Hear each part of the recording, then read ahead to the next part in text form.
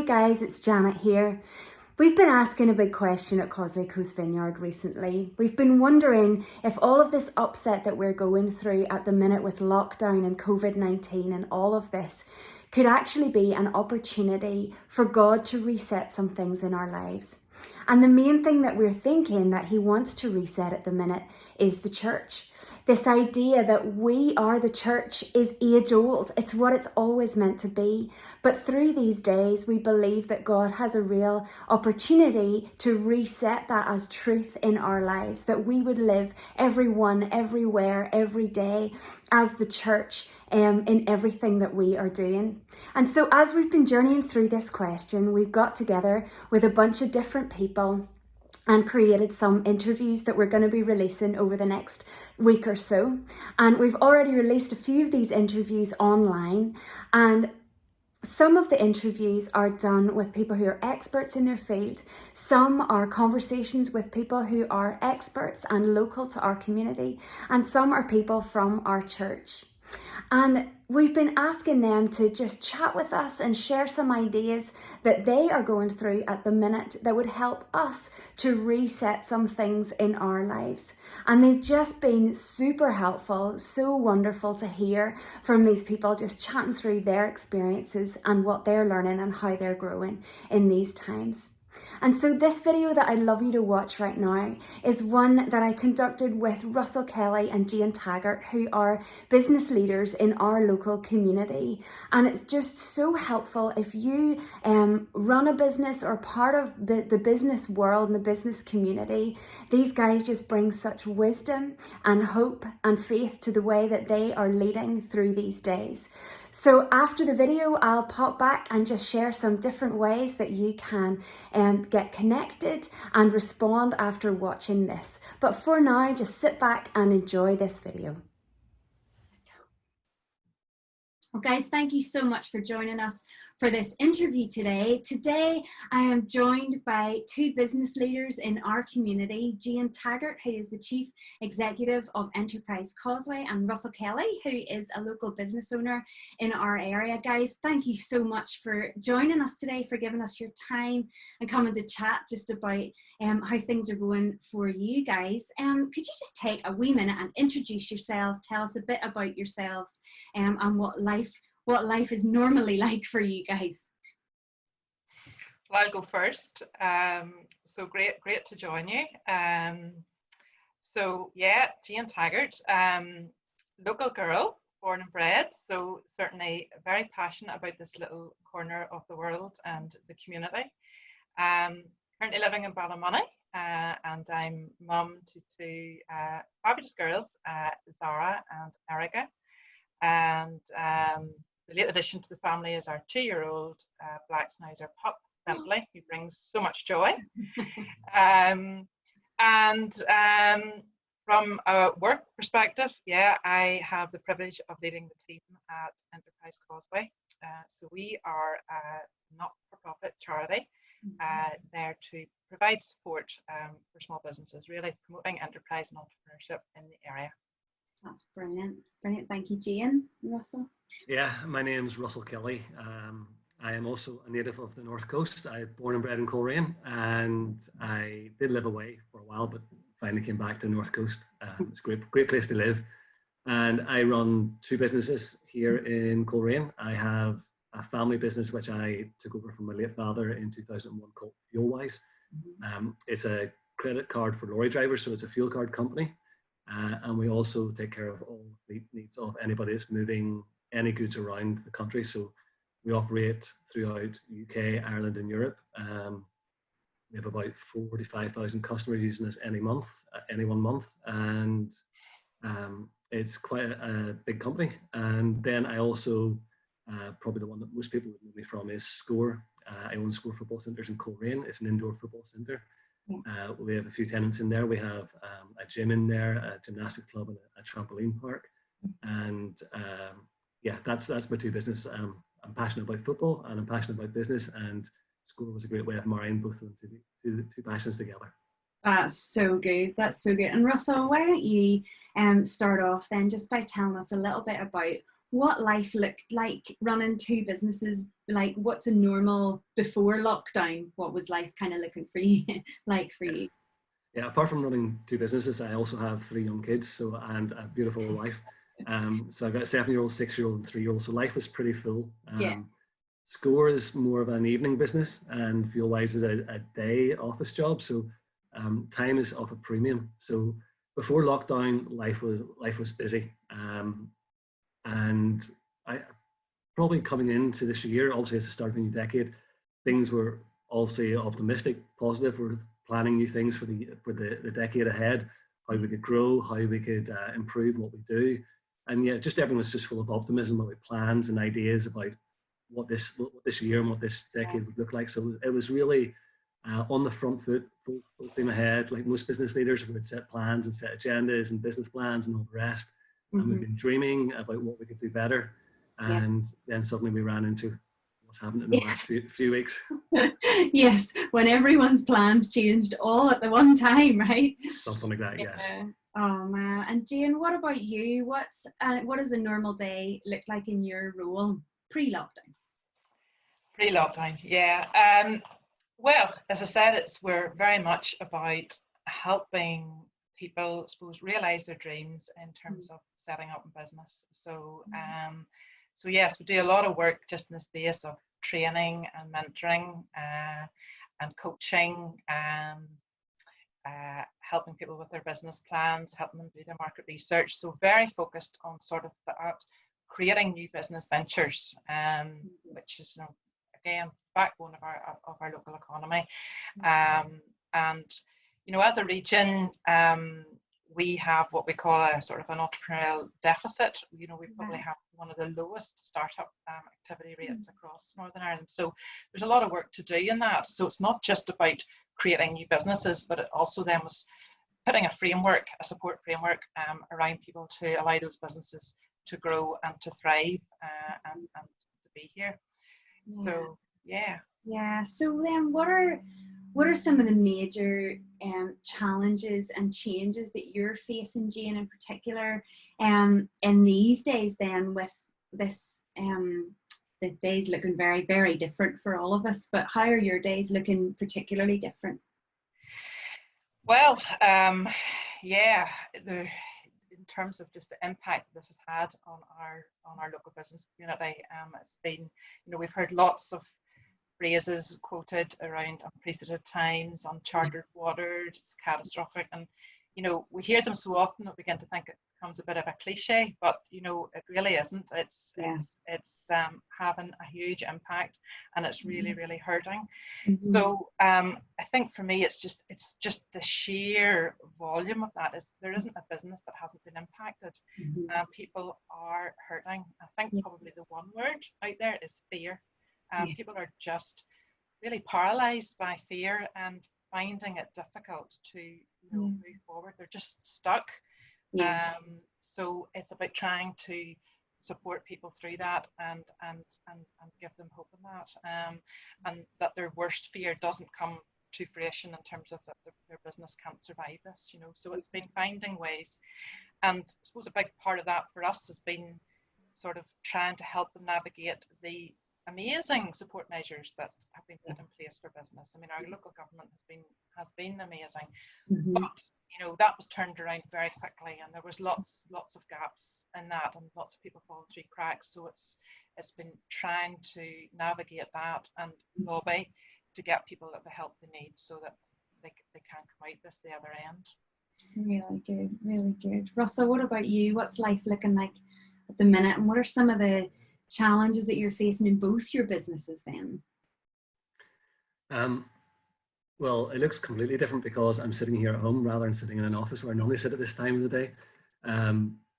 Two businesses, two completely different outcomes. So SCORE, through the fact that social distancing is in play, means that we can't take part. So SCORE is closed to the public, and so therefore not trading. And just as Jayne said, the government, I think, have gone over and beyond what anyone could have imagined what they did in their support, and it's because of them that we're able to keep our staff on through the job retention scheme. I think it's been a fantastic initiative, and they're certainly doing all they can to protect jobs. And I got to say, I'm very impressed with what they've done. So SCORE is on lockdown at the minute. Yeah. Fuel wise, we provide fuel for anybody that's moving. That could be from a plumber, a painter, decorator, right through to the haulage firms. So what we've found is, as the self-employed have got the support that they required, they have gradually come to a halt. So we're all working remotely, which brings its own challenges of managing a staff remotely, which we've never done before or never even had to think about. Or turnover is down. Like, we sell quite a lot of fuel. We're probably down. I think the office briefing room are giving out statistics that transport overall is down about 60%. We still have to function because we still supply fuel to the key chain suppliers. So there's lots of people moving goods around that still need our support. So we're doing that from home. But we've got great staff. It's staff are key at this stage. To us, we at FuelWise, we work hard at training our staff and equipping our staff and empowering our staff. I've always thought, if you've had to sit and look over someone's shoulder to get them to work hard, then they haven't either fully bought into your vision, or they're not the right member staff for your team. So we get great staff working from home. Still have that desire to micromanage maybe a little bit, but it's learning to give that up. But it's trusting them, keeping in touch with them, running the regular meetings that we can do through the likes of Zoom and Microsoft Teams and stuff like that. So we're working at probably 50% of where we were. But we're still going on. And I think probably how I'm realigning myself is, after the initial fear of what's going on, how we're going to get through this, is how do we come out of this? I know, whether it be 3 days, 3 weeks, 3 months, 3 years, whatever, but this will pass. This will be a footnote in history, but how we look after our customers in these days will remain in the memories of our customers. So we're making sure that we really look after our customers and service them and tell them we're there to support them, and anything we can do to help, we're doing our best to do that. That's amazing. That's amazing. Jayne, you mentioned just fear being a big emotion that people are facing, and I'm sure everyone at some point has felt a fear, whether it's personally or in business or whatever, just because of so many unknowns that are going on. I'd just love to hear from both of you. How are you handling your hearts in the business world and as business leaders in our community to not let fear overtake you and be written into your story? How are you coping with that and pushing forward in that? Well, yeah, I have to be honest and say I've certainly had my wobbles. There's no doubt about that. But and then we just have to remind ourselves to, one of my favorite verses, is, she's clothed in strength and dignity and laughs without fear of the future. So, really holding on to that promise. So for me, it's had to be a really conscious decision and a choice not to let rule fear. It's funny, we were talking about this earlier this morning, and fear is always lurking there, and it really is the enemy, isn't it? And he's just wanting to limit us and restrict us. So it's just not letting that emotion win.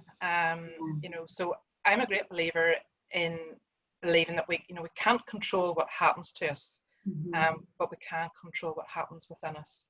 So for me, it's just been this constant check of attitude, checking and rechecking daily, and sometimes even hourly. You've had to do it because just whatever, you just can't, the things that are thrown at you and the conversations that you're having and the trauma that other people are experiencing, and it does impact on you. So it's all about checking that attitude, and I think the more that we do that, the more we flex those courage and resilient muscles, and just help us to be that better leader and make those better decisions. So I think in all of this, for me, my mantra is, it's no to the fear and it's yes to the strength, and believing that there is a future that's going to look good. It's out there for us. It's really good. Awesome. Yeah, no, I completely agree. I think at the start, fear was the key emotion, or the overriding emotion was fear of what's going to happen, the uncertainty of, like, we always like to be in control as business leaders. We like to kind of feel in control anyway. So not having that control taken away from us it was certainly challenging. And Yeah. I think for me, probably there was 3 steps that I took to try and overcome or get control of the fear. You know, the news was on all the time, and you'd watch it and you'd hear some experts say one thing and another set of experts say another thing. And depending on who you listen to, whether you're kind of optimistic about the future or pessimistic about the future. So I think the first thing I did was control what I listened to and what I read. You know, like I switched the news off. I still watch it, but I watch it through the lens of I understand that people are making their best guess and they are experts in their field and they're making their best guess at the future, and we need that. But it doesn't now change how I feel. So I switch off social media and the news to a certain degree of the stuff that's negative that can have an impact on my emotions, and then I then just control what comes in. Just as Jayne says, I can't control what happens, but I can control what I look at. And I love, you know, James chapter 1 verses 2 to 8. It says, "Count it all joy when you face trials." And I know James was talking to the early believers about persecution, but this is a trial. So I'm trying to change my attitude to say, like, this is a joy to be able to go through this. You know, what am I learning? How am I growing? How can I come out of this a better person? And then in verse 8, he says, "A double-minded man is unsteady and unstable in all his ways." And you know, when you listen to the news, you do become unstable. But the Bible always tells us to fix our eyes on Jesus, and Jesus is this unmovable object. He's our high tower. He's our anchor in a storm. He's our rock. So when you turn and fix your eyes on Jesus and remember what he says over us and what he's called us to do, then, you know, things may not go the way we want. But as long as we keep looking to Jesus and he never moves and our emotions then become steady again. And then finally, the third thing is the best way to overcome fear is to take action. You know, so I'm working on the business rather than in the business. It's a enforced Sabbath where we're taking a break where we can't do everything we normally do. And I'm kind of making plans about what I can do or what I can control and looking to execute those the best I can. So it's turning off the negative stuff, turning on fixing my eyes on Jesus, trying to listen to what he's saying. And ultimately, you know, I don't want this to be over too quickly. I want to learn. I don't want to go through this pain and come out of it the other side not improved. You know, I don't want to suffer pain and I'm not getting anything from it. So I'm going, what am I learning through this? You know, I'm looking at things that I've tolerated in my business that I maybe shouldn't tolerate. I've looked at things that work well and things that aren't working that I maybe need to lay down. You know, and ultimately, you know, SCORE may not survive is the reality that I'm facing with the talk of easing in social, easing people back into normal day lives. It was social distancing. I don't know how you can get 10 people in a cage without keeping them 2 meters apart. You know, so if the government stops supporting people because they think people are back trading and I'm not back trading, you know, how do I meet my bills? So I'm faced with the reality that, you know, one of my businesses may close, the other one may close as well, but it doesn't change who I am in Jesus. You know, that never changes. And So good. It's a privilege to serve Jesus through business, and it may be one of the business or two of the businesses go, and that's okay. And it doesn't change who I am in Jesus, and that's the ultimate hope of where I'm clinging to at this minute. That's amazing. That's amazing. I think that's just so true for all of us, whether we're in business or not, is that we're not identified and we're not defined by what we do, but even when we love what we do, which is amazing. And especially for when we know Jesus, then we know that our identity is in him, which is rock solid. That's amazing. That's so good. And so for you guys, what do you think are some of the ways that we can support you as business leaders in our community and be praying for local business through this time? I think, you know, on a very practical level, you know, when we look at our businesses, our local businesses here, I mean, in each business that you have, you know, the entrepreneur there is a business leader in our community.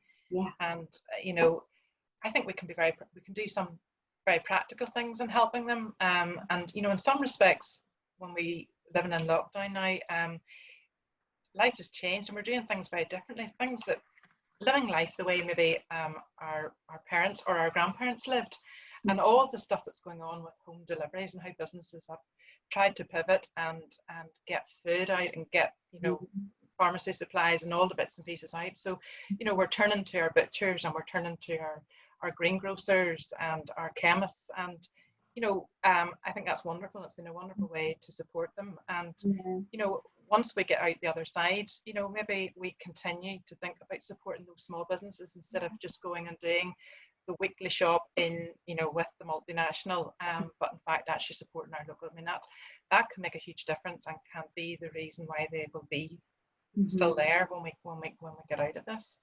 So I think that's one very practical way. And I'll also just to have compassion for our business leaders at the minute, because they are, they are frightened and they are feeling very fragile and vulnerable, and just in terms of what the future is. So praying peace over them as opposed to panic reigning, so let's just pray for vision and expansive minds as they do try to maybe think about what business is going to look for. And some it might not be here, but hopefully there is a way that they can survive and do business differently. Yeah, that's some of the practical ways, I think, in terms of helping businesses. That's great, thank you. I know that's really good, Jane. I think from me, it's probably attitude is that that we would lead from a place of abundance and faith. Like we serve a God that is not lacking anything and is not willing to reach out and support us and help us. And how that looks may be different ways, but is to think abundantly and creatively in this stage. Like I'm always looking back at in America in the 1920s was a boom time. And then the Great Depression came in 1929 to 1933, and there was more millionaires made in America in those 4 years of the Great Depression than any other time, because in chaos, in uncertainty, people can be creative, and when they become creative, they can produce. So I'm praying for dreams to rise up in people about seeing the challenges that we're facing now, how we can meet those challenges. That our mentality is not to just to bunker down and protect what we got, but actually, how can we look at this as a chance to grow? How can we look at this as a chance to innovate? How can, as Jane said, how can we pivot our business and maybe go into something different? So I think pray for courage, pray for an abundant mindset, and I pray for, as business owners, we carry the concern of families that we look after, that our employees that we pay, but also that we would be faithful in everything that we do. Yeah. I think also we should be mindful, Janet, too, of just our leaders, our business leaders in Stormont, particularly our Minister of Economy and Minister of Finance, and just again that they have insight and wisdom as they sort of try to put the interventions in place just to support our economy. So I think that would be really good. And yeah, I would love your prayers too. Absolutely. I mean, again, it's just wisdom and clarity as I'm chatting to small businesses. I'm just trying to find the right words to to give hope. And grace just to trust that actually at the times when you do become overwhelmed by it all and it just gets a bit heavy, that you trust in God, that He is sovereign in this. He's right in the middle of it, and He's good, and He wants to bless us in this. So it'll be amazing. That's really good. Guys, thank you. Just as we're coming in with the last question, I would love if you could share with us how are you putting hope in your hearts and walking with hope in your hearts. I know you touched on it a little bit earlier when we talked about how you're not carrying fear and you're not pushing into allowing fear to take over, but one step beyond that, I'd just love to hear how you're walking into hope in these days whenever circumstances are looking maybe not so hopeful as they have done in other days. Well, for me, hope is one of the foundations of faith. I do believe it's a bedrock of who we are. We have a hope in our Heavenly Father, and how I carry hope. I'm generally an optimistic person anyway. I always see the future going to be better because we serve a God that's making all things new. Like there's a redemptive arc throughout the whole of history that's coming in, and getting to be a part of that is a privilege to do that. And I think identity for me is the key. How do I carry hope in the face of possibly a business closing with the other business down 50%? Yeah. I fix my eyes off me and onto Jesus, and ultimately know that His plan. And if I get to serve by running a business for 3 years or 30 years, that's what I get to do, and I get to do that to the best of my ability. But I also know that who I am doesn't change because of COVID-19. You know, who I am when I come out of this, I look at, as much as I'm passionate and care passionately about my businesses and believe in them, they're vehicles for me. They're a vehicle to express who I am and the talents that God has given me.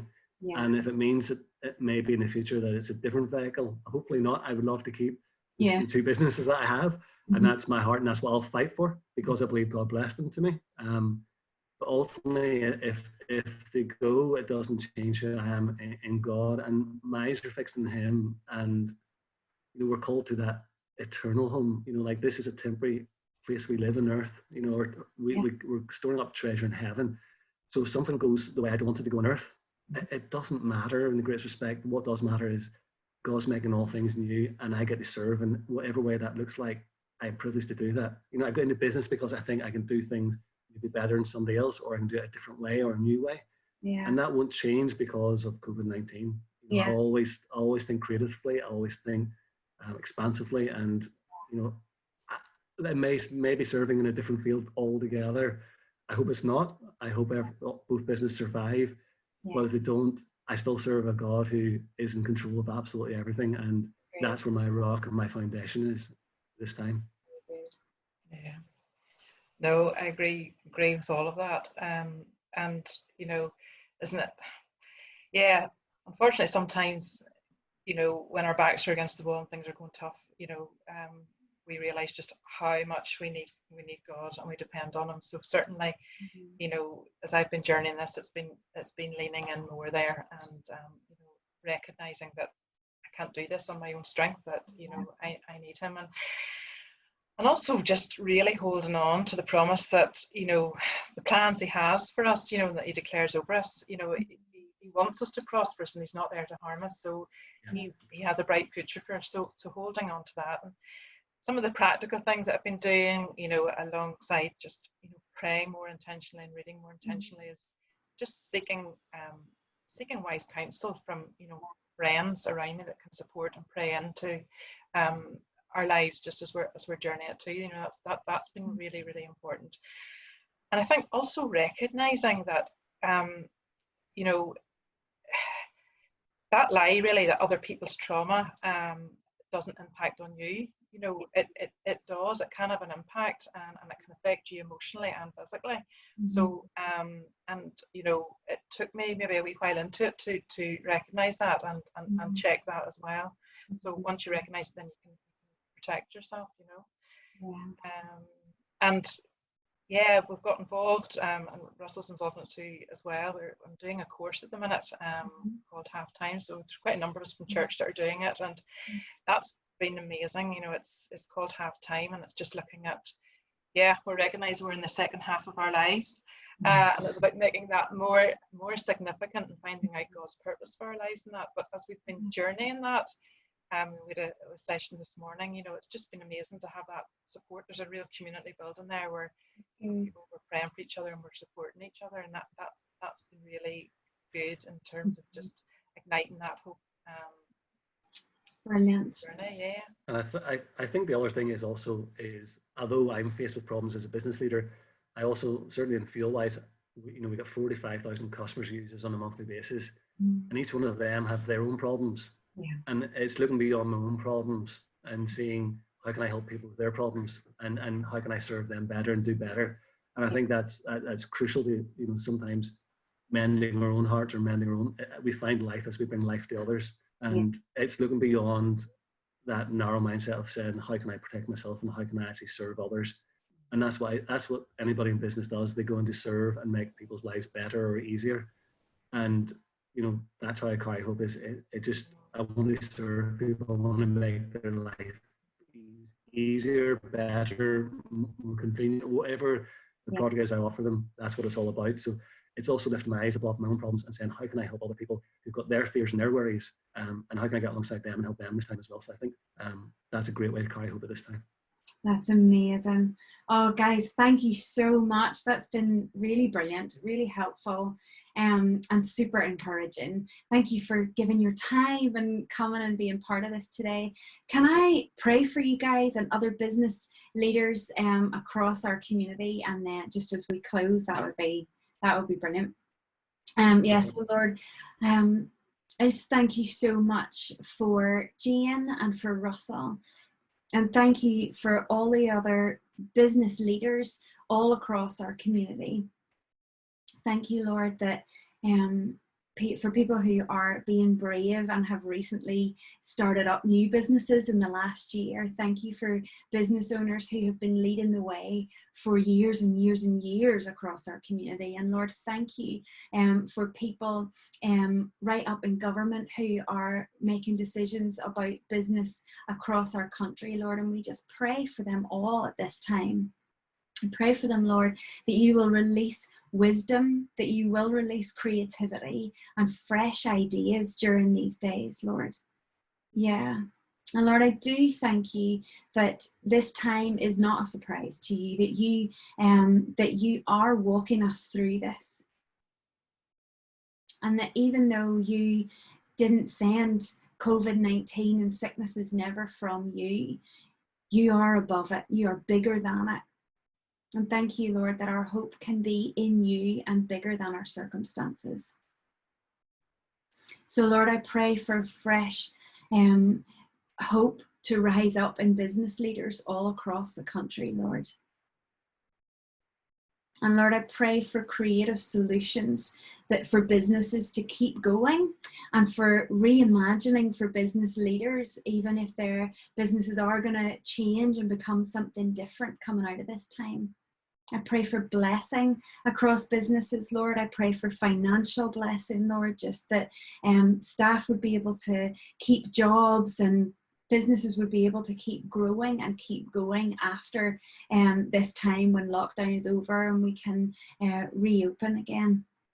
But yeah, Lord, I just pray for your hand to be on business leaders, Lord, and for wisdom to come, for hope to rise, Lord. And I do pray against fear getting hold in any of our hearts, Lord.